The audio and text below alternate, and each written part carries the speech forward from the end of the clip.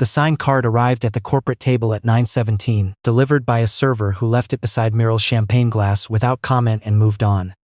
Inside the small envelope on the hotel's ivory stationery, someone had written, "We need to discuss the separation agreement. Tonight is best.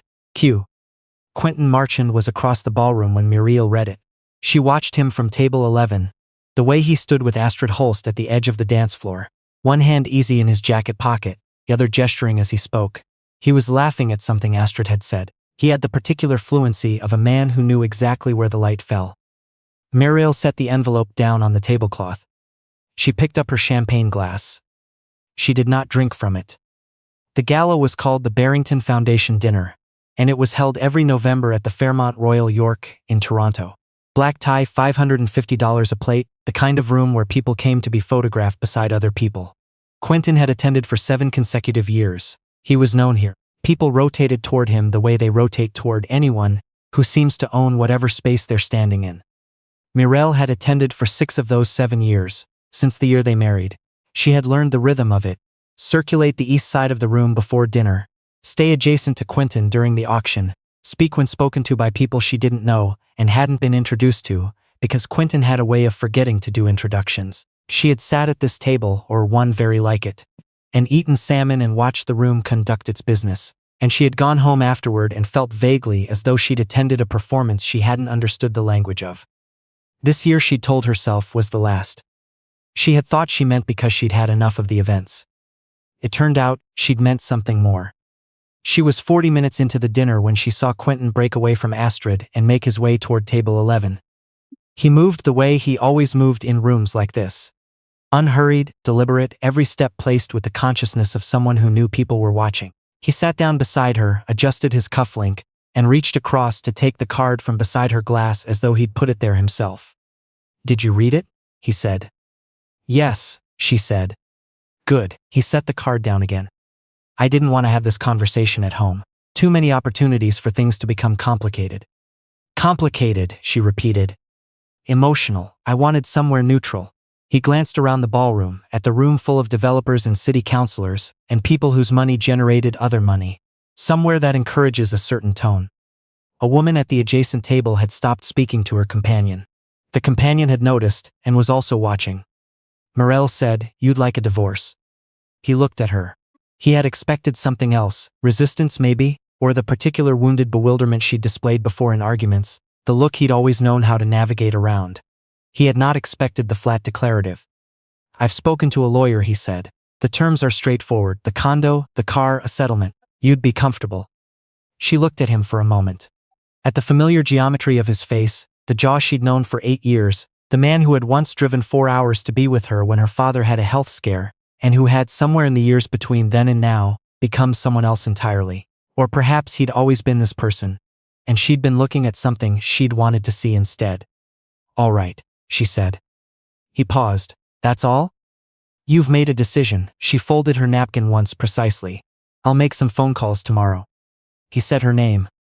She didn't answer. She stood, smoothed the front of her navy dress, the one she'd bought 3 years ago in Montreal, simple and well cut, the kind of thing that didn't call attention to itself, and she picked up her clutch from the back of the chair.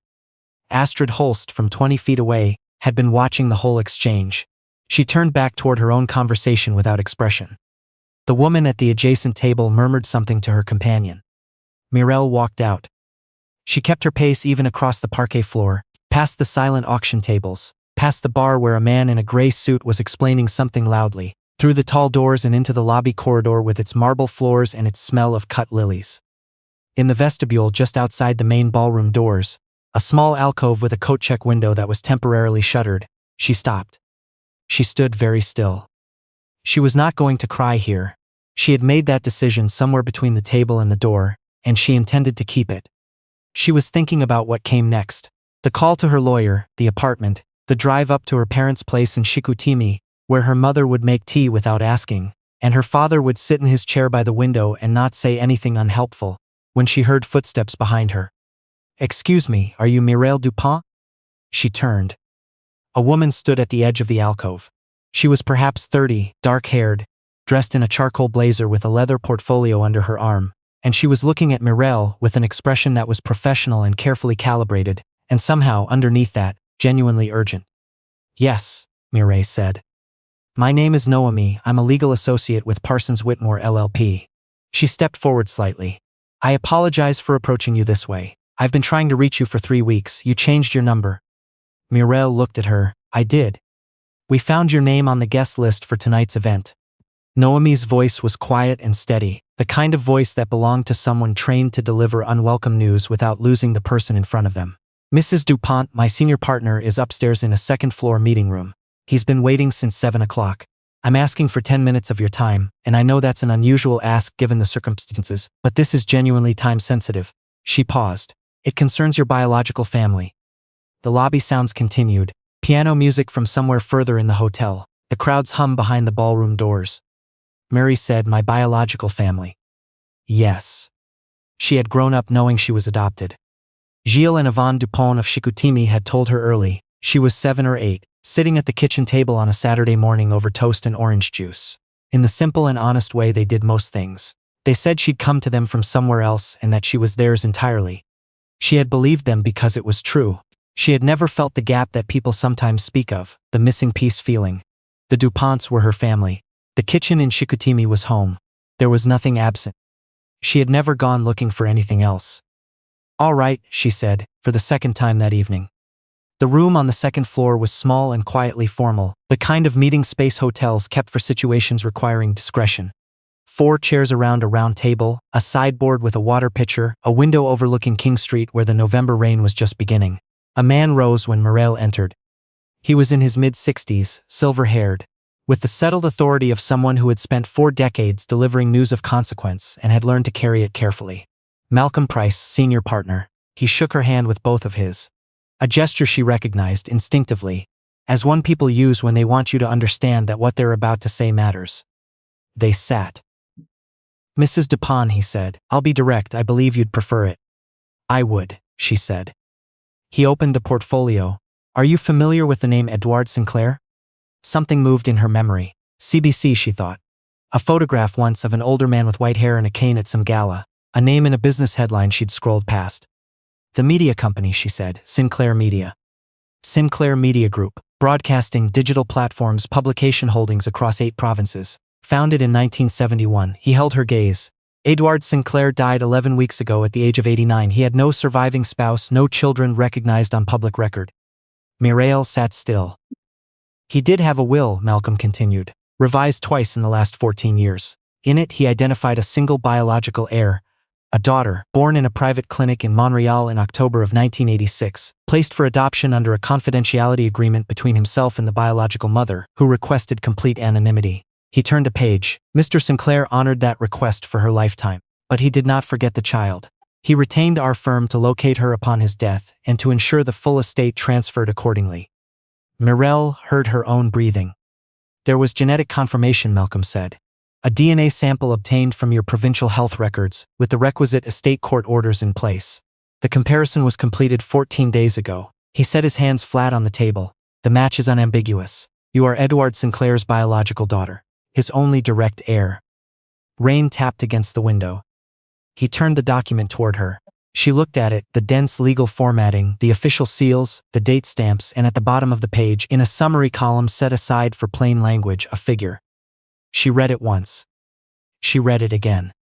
$384 million, in assets comprising the corporate holdings of Sinclair Media Group, a residential property outside of Ottawa, investment accounts, and an annuity trust established in 1999.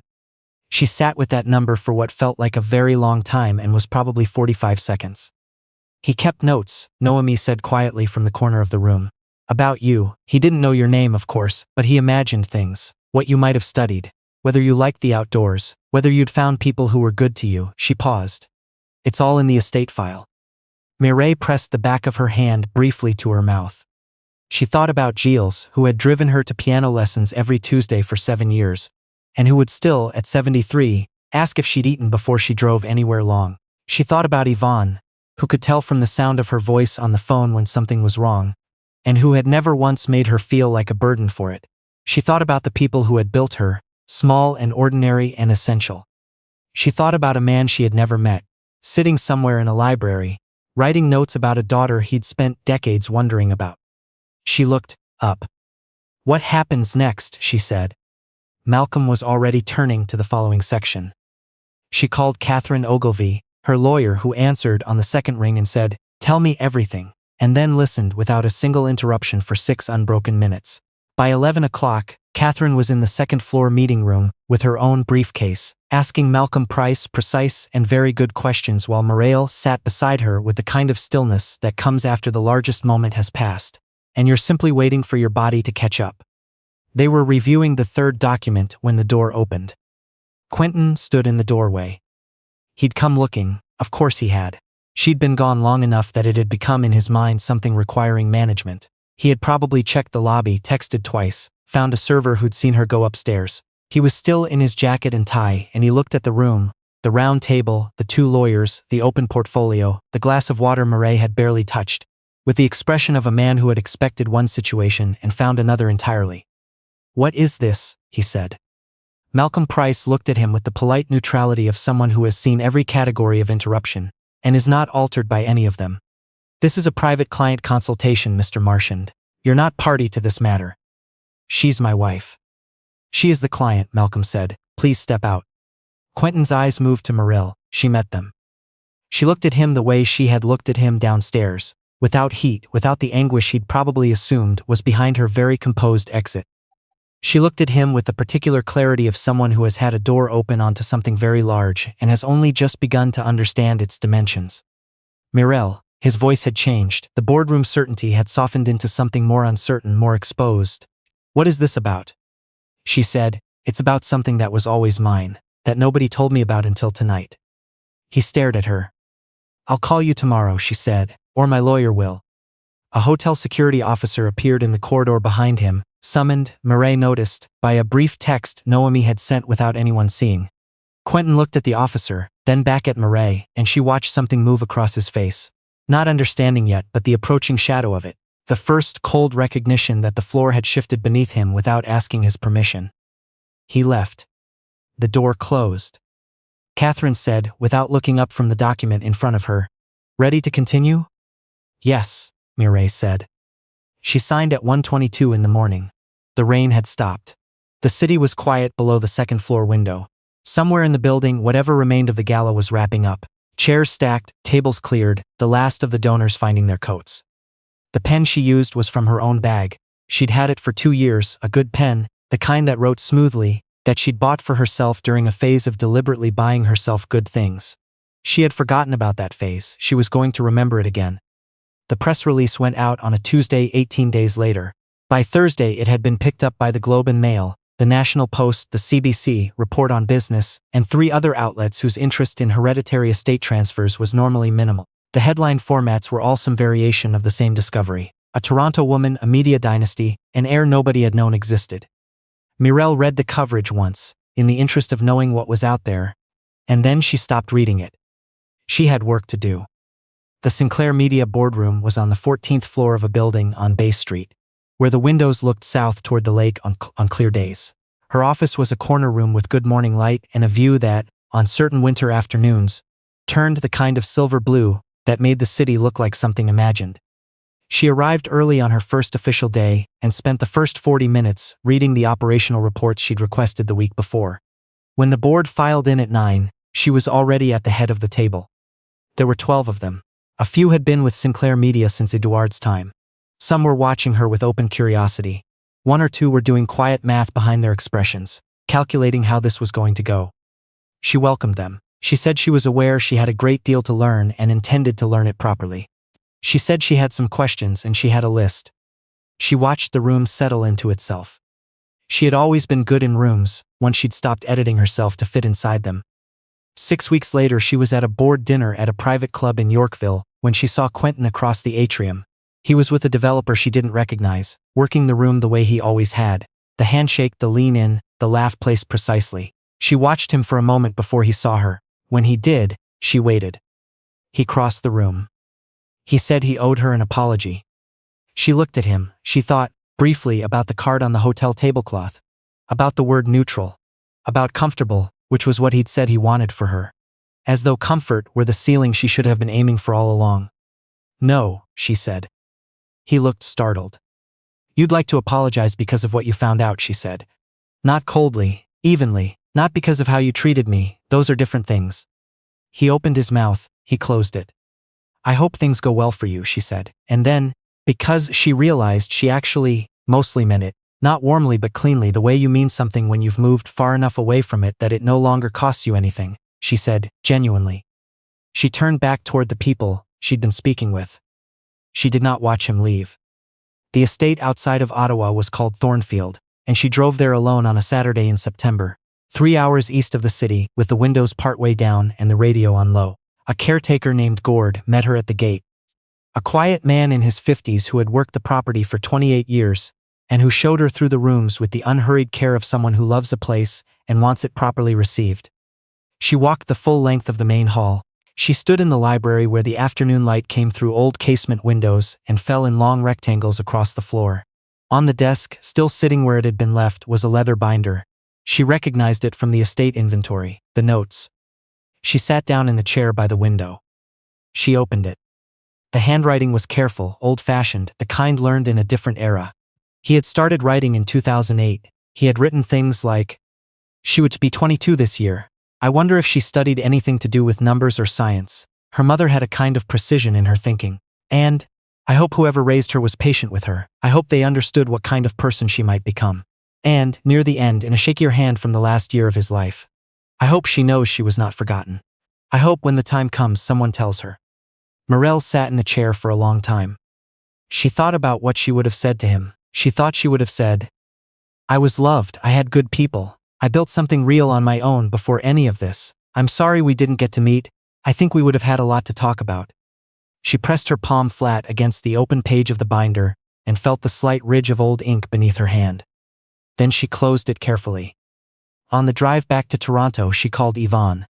Her mother answered on the second ring, the way she always did, with the particular alertness of a woman who had spent decades being available in case one of her children needed her. "How was it?" Yvonne asked. "Beautiful," Mireille said. "Big. The trees are extraordinary. Your father wants to know if there's a guest room." She laughed, a real laugh, the kind that surprised her, that came from somewhere she hadn't expected to find still available. "There are 4. Then we're coming in the spring." "Yes," Mireille said, "absolutely yes." She drove with the windows up now, the heater on, the highway lights beginning to come on in the early dusk. The city was 2 hours ahead of her, with the building on Bay Street and everything it contained and everything it meant, which would take years to fully understand. She was not afraid of the years. For the man who had handed her the end of a marriage on hotel stationery, in a room full of witnesses he thought would remember it a certain way. The world had, in its quiet and efficient manner, made some adjustments. Business partners who had been carefully cultivated became harder to reach.